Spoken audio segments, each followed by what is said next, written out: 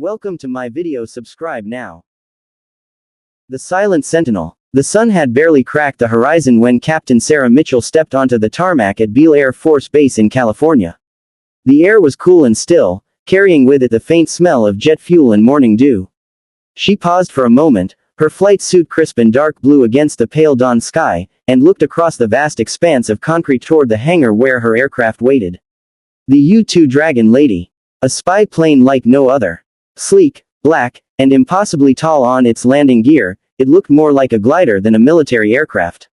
Sarah had been flying the U-2 for 3 years now, but every time she saw it, her breath caught in her chest. This was no ordinary plane. This was a machine that could climb to 70,000 feet, higher than almost any other aircraft in the world, and photograph entire countries in a single mission. But what most people didn't know, what kept Sarah awake some nights, was that landing the U-2 was one of the most difficult tasks in all of aviation. Perhaps the most difficult. The plane that could soar like an eagle became as delicate as a hummingbird when it came time to touch down. Sarah walked slowly toward the operations building, her boots making soft sounds on the pavement. Other pilots were arriving for the morning briefing, their faces serious and focused. In the world of U-2 pilots, there was no room for bravado or carelessness. Every flight was a test. Every landing was a challenge that demanded absolute precision. Inside the briefing room, Major David Chen was already setting up the mission details on the large screen. David was the squadron commander, a veteran with over 1,500 hours in the U-2. His hair was graying at the temples, and deep lines around his eyes spoke of years spent squinting at distant horizons and wrestling with the unique demands of this remarkable aircraft. "Good morning, everyone," David said, his voice calm and measured. "Today we're going to review landing procedures again. I know some of you have heard this dozens of times, but every pilot in this room knows that the U-2 demands constant respect." Sarah took her seat and listened. Even after hundreds of hours in the cockpit, she never tired of reviewing the procedures. The U-2 was unforgiving of mistakes. David clicked to the next slide, which showed a diagram of the aircraft. As you all know, the U-2 has extremely long wings designed for high-altitude flight. The wingspan is over 100 feet, but the landing gear is narrow, just 2 sets of wheels on the centerline of the fuselage, like a bicycle. This makes the plane incredibly unstable during landing. He paused, letting the information settle. The wings are so long and flexible that they actually droop when the plane is on the ground. Those wings want to touch the ground before the wheels do. That's why we use the pogo sticks, temporary supports under each wingtip that fall away on takeoff. Sarah thought about her first landing in the U-2. Her instructor had told her it was like trying to land a bicycle while wearing stilts. At 70,000 feet, the air was so thin that the aircraft was easy to control. But as you descended, as the air grew thicker, the plane became increasingly sensitive. And when you finally approached the runway, you had to hold the wings perfectly level, just inches from the ground, while the aircraft slowly, gradually settled onto its centerline wheels. The real challenge, David continued, is that the pilot can't see the ground properly during landing.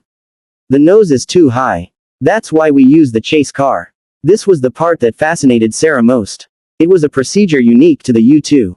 As the spy plane approached the runway, a sports car, usually a Pontiac Trans Am or a Chevrolet Camaro, would race down the runway behind it, driven by another U-2 pilot. This chase pilot would radio instructions to the landing pilot, calling out altitude in feet and inches, guiding them down with precision that would make a surgeon jealous. 10 feet, the chase pilot would call. 8 feet, 6 feet, 4 feet, 3 feet, 2 feet, hold it, 1 foot, settle, settle. The pilot in the cockpit would pull back on the control stick, holding the aircraft in a delicate stall just above the runway, the wings absolutely level, until gravity finally won and the wheels kissed the concrete. Only then would the wings be allowed to drop, first one side, then the other, until the plane settled on the runway with its wing tips resting on the ground. After the briefing, Sarah suited up for her flight. The pressure suit was another unique requirement of U-2 operations. At 70,000 feet, the air pressure was so low that a human being would die in seconds without protection. The suit was like a spacesuit, orange and bulky, with a helmet that sealed completely. It took 20 minutes just to get dressed, with the help of 2 technicians who checked every seal and connection. Walking to the aircraft in the pressure suit was an ordeal in itself. Sarah moved slowly, deliberately, feeling like an astronaut preparing for a spacewalk. In a way, she was. The altitude she would reach was at the edge of space. She would see the curve of the Earth. The sky above her would be black even in daytime. The crew chief, Senior Airman Marcus Rodriguez, met her at the aircraft. Marcus had been working on U-2s for 8 years. He knew every rivet, every system, every quirk of these temperamental machines. "She's ready for you, Captain," Marcus said, his voice muffled through Sarah's helmet radio. "All systems green. Weather is perfect. You've got a beautiful day up there." Sarah nodded and began her walk-around inspection. Even though Marcus and his team had already checked everything, every pilot did their own inspection. It was ritual. It was respect for the machine that would carry you to the edge of space and, hopefully, bring you back. The mission itself was uneventful, which was exactly how Sarah liked it. She climbed steadily to altitude, watching the landscape fall away beneath her. California gave way to Nevada, the mountains and valleys forming patterns like wrinkles on ancient skin. At 60,000 feet, the sky began to darken. At 70,000 feet, she could see stars. For 6 hours, she flew her route, the autopilot handling most of the work while she monitored systems and managed the sophisticated cameras and sensors in the aircraft's belly. It was peaceful up here, quiet except for the steady hum of the engine and the occasional radio check with ground control. But as the mission neared its end, and Sarah began her descent back to Beale, she felt the familiar tension building in her shoulders. Landing. Always landing. No matter how many times she did it, her heart rate always climbed as she approached the runway. The descent was long and gradual. The U-2 didn't like to come down quickly. Sarah worked her way through the altitude bands, feeling the air grow thicker, feeling the aircraft's responses become more pronounced.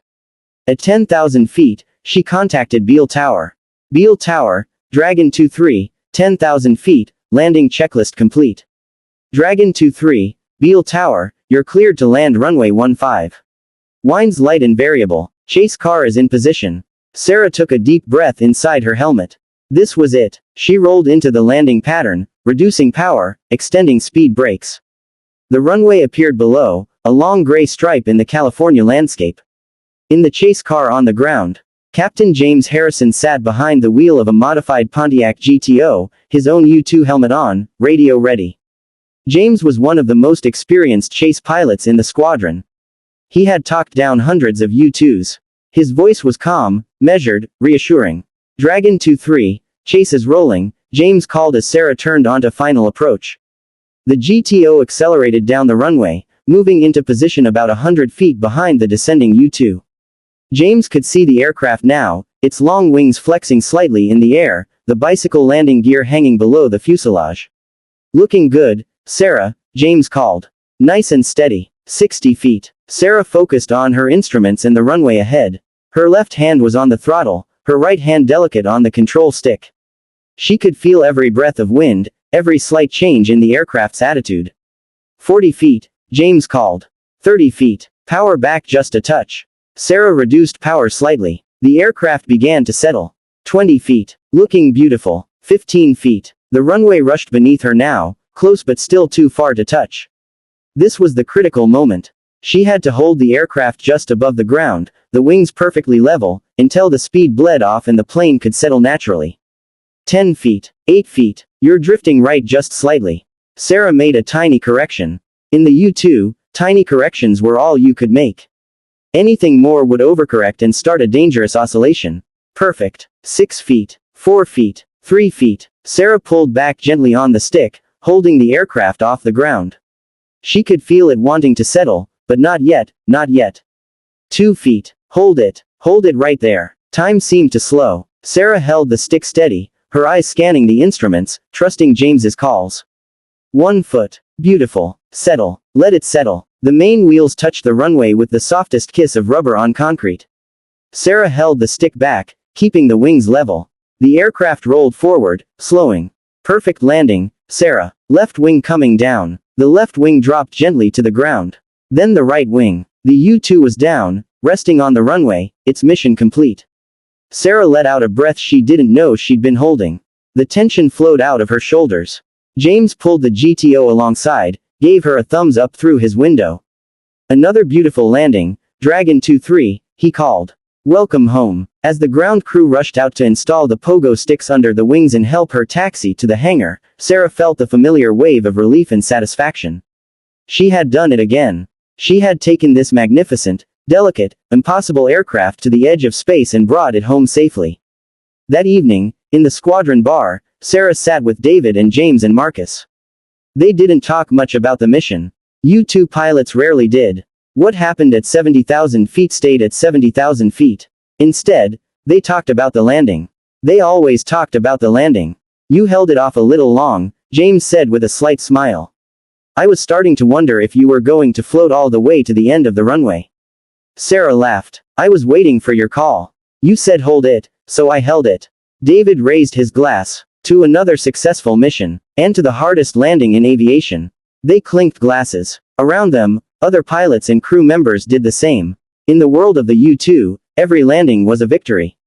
Every mission completed was a reason to be grateful. Sarah looked around at these people, her squadron, her family. They all shared the same strange passion for this difficult, demanding aircraft. They all knew the fear and the joy of bringing the Dragon Lady home. Outside, the California night was settling over Beale Air Force Base. In the hangars, the U-2s rested, their long wings drooping toward the ground, waiting for tomorrow's missions. Waiting for pilots brave enough and skilled enough to take them to the edge of space and bring them home again.